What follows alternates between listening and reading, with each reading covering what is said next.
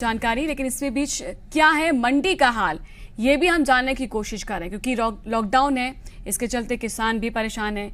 और इसी बीच हम आपको बता दें कि मंडी को लेकर हालात क्या है वो हम आपको जानकारी देंगे। कृषि मंत्री हमारे साथ जुड़ चुके हैं, जिनसे हम सीधा बात करेंगे और जानेंगे क्या कुछ हाल है।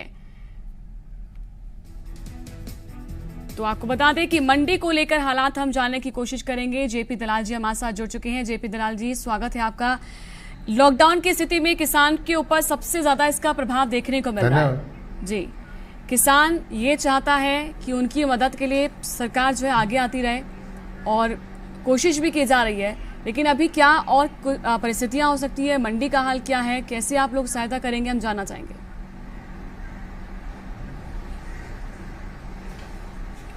ये किसान के लिए बहुत ही संकट का समय था कि उसकी फसल भी इसी वक्त पकी हुई थी जी। उसको मंडी में लेके भी अभी जाना था, अगली फसल की बिजाई भी करनी थी, पैसे की भी उसको जरूरत थी, ऊपर से कोरोना की वजह से लॉकडाउन आ गए।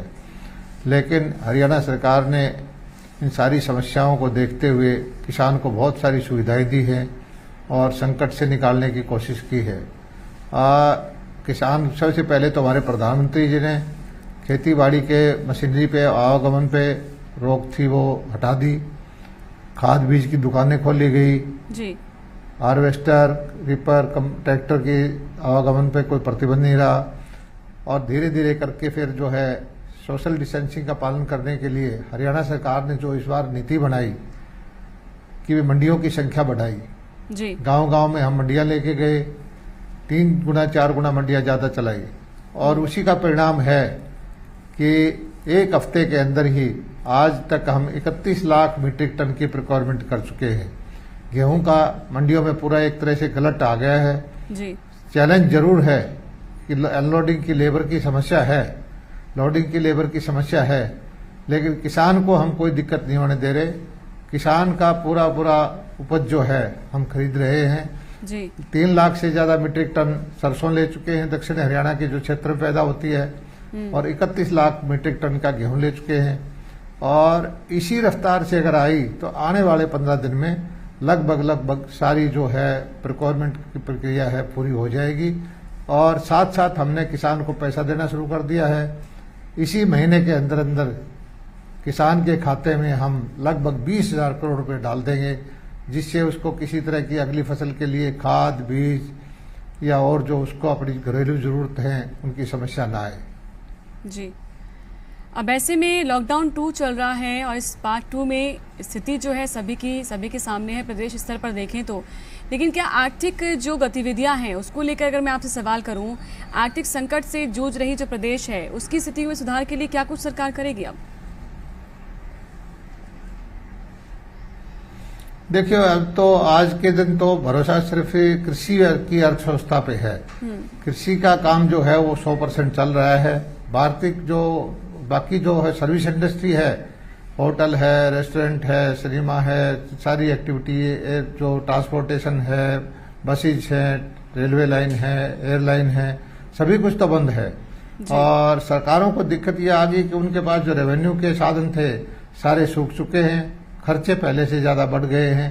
चैलेंजिंग टाइम है, लेकिन हरियाणा के मुख्यमंत्री जी, हमारी पूरी कैबिनेट, हरियाणा सरकार बड़े अच्छे ढंग से मैनेज कर रही है। समय पर सारा कर्मचारियों को तनख्वाह दी है और सभी जो है गरीब भाइयों को, कमजोर तबके को खाते में पैसे डाले हैं।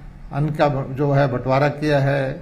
हमारे प्रधानमंत्री जी ने गैस जो है वो फ्री बंटवाई है। जो गरीब आदमी को कोई दिक्कत ना हो, इसका पूरा ध्यान रखा गया है। और समाज के जो सक्षम लोग हैं, जिनके पास साधन संपन्न है, उन्होंने भी बहुत सहयोग दिया है। आप देखेंगे कि हमने अपने जीवन में इतनी समाजसेवी संस्थाएं एक साथ काम करती दिखाई नहीं दी। मोहल्ले गली के अंदर संस्थाएं आ रही है, कोई खाना बांट रहा है, कोई पक्का राशन बांट रहा है, कोई कुछ कर रहा है, कोई मास्क बांट रहा है, कोई सैनिटाइजर बांट रहा है, कोई दवाइयां बांट रहा है। सभी का सहयोग है और इससे एक हौसला होता है कि समाज मिलकर जब किसी चीज के खिलाफ लड़ता है तो जीत जरूर उसी की होगी। वित्तीय संकट के दौरान क्या हरियाणा सरकार ये फैसला ले चुकी है कि केंद्र सरकार की तरह ही महंगाई भत्ता जो है यहाँ पर भी बंद होगा?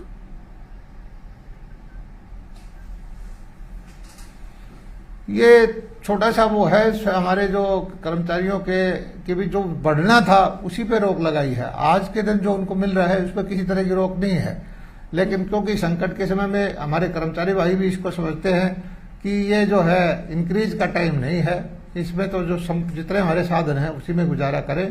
हाँ, इसको जब आने वाले वक्त में जब आर्थिक हालात ठीक होंगी तो इसको फिर बढ़ा दिया जाएगा, टेम्परेरी है ये तो।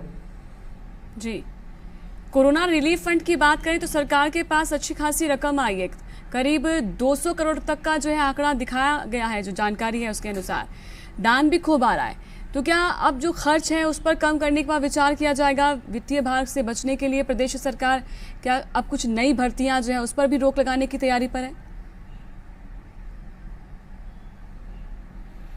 नहीं, भर्ती की प्रक्रिया जो हमारी 12-15 हजार पोस्ट की तो पहले से जारी है। तो ये तो है कि नई एडवर्टाइजमेंट करने पे अभी रोक लगाई है कि पहले जो हमारी भर्तियां चल रही हैं अगले साल की तो पूरा का पूरा हमारी प्रक्रिया जारी है। वो भर्तियां 12,000 भर्तियां तो हमारी पाइपलाइन में है, इस साल 1.5 साल में तो वही हो पाएंगी। और जो वित्तीय की बात है, हरियाणा को एक महीने के अंदर ये लगभग 8,000-8,500 करोड़ रुपए का रेवेन्यू आता था, जो घट के 1,000-1,500 करोड़ रुपए रह गया है। लेकिन समाजसेवी संस्थाओं, किसानों और हमारे कर्मचारी संगठनों की वजह से कर्मचारी भाइयों ने भी अच्छा खासा योगदान दिया है, जिससे कि 200 करोड़ रुपए की एक राशि मुख्यमंत्री जी के कोरोना फंड में इकट्ठी हो गई है, जिसका एक कोरोना से प्रभावित इलाके में जरूरतमंद को उसका इस्तेमाल किया जा सकता है।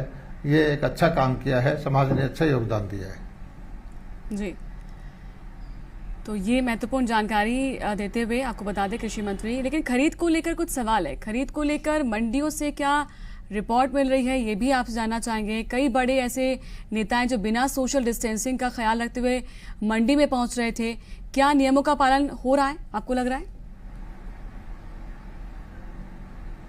नहीं, हमारे में सोशल डिस्टेंसिंग का पालन करने के लिए मंडियों में हमने बाई इन्विटेशन किसानों को बुलाया है। सीमित रखी है संख्या, 50 सुबह दोपहर से पहले, 50 दोपहर के बाद, जैसे मंडी की संख्या है उसको देखते हुए। और जब नेताओं को हमारे सरकार ने कहा है कि भाई एडवाइजरी जारी कर दी है कि इससे सोशल डिस्टेंसिंग टूट जाता है, कृपया करके आप मंडियों में जाके जल्द से जुलूस ना करिए, ये उपयुक्त समय नहीं है। और सभी नेताओं ने इस बात को मान भी लिया है। अब कोई ऐसी 2-3 दिन 4 दिन से कोई ऐसी देखने में ऐसी कोई हमें सूचना नहीं आई है। जी, पिछले साल के मुकाबले इस साल लॉकडाउन के चलते जो परेशानियां किसानों को आ रही हैं, उससे खरीद पर कितना असर पड़ा है, क्या मानते हैं आप? नहीं, किसानों को तो समस्या मजदूरों की आई, लेबर की आई, वो बेचारों ने अपने आप पसीना बहा के अपनी मेहनत की है, लेकिन खरीद में हमने कोई समस्या उनको नहीं आने दी है। सारी की सारी डायरेक्ट खरीद करके सरसों के किसानों के सीधा खाते में पैसे डाल रहे हैं। गेहूं की खरीद में जो फसल ही इस बार लेट थी, हमारे कुछ विपक्षी भाई कहते हैं ये कर दिया, लेकिन आपको पता है कि मौसम खराब होने की वजह से गेहूं की फसल ही 10-15 दिन लेट कटाई हुई है जी। और अब एकदम से फसल आ गई है। पहले 2.5-3 लाख मीट्रिक टन प्रतिदिन आता था, 2 लाख 2.5 लाख। इस बार आपने देखा है कि हमने 4.5 लाख 5 लाख मीट्रिक टन भी एक दिन में मंडी में हैंडल किया है। और अब हमने ऐसी व्यवस्था कर दी है 3-3.5 लाख मीट्रिक टन प्रतिदिन लेते रहे, तो इससे आने वाले 15-20 दिन में सारी गेहूं की परचेज का काम पूरा हो जाएगा जी। और साथ साथ हम पेमेंट भी करते रहेंगे। बारिश से नुकसान तो हो रहा है किसानों को, लेकिन इनके बचाव के लिए कुछ सोचा गया? बारिश से ये अनसीजनल रेन आई है जी। और सब 1800 मंडियों में कहीं न कहीं बारिश आ जाती है, लेकिन तिरपाल की हमने व्यवस्था की है।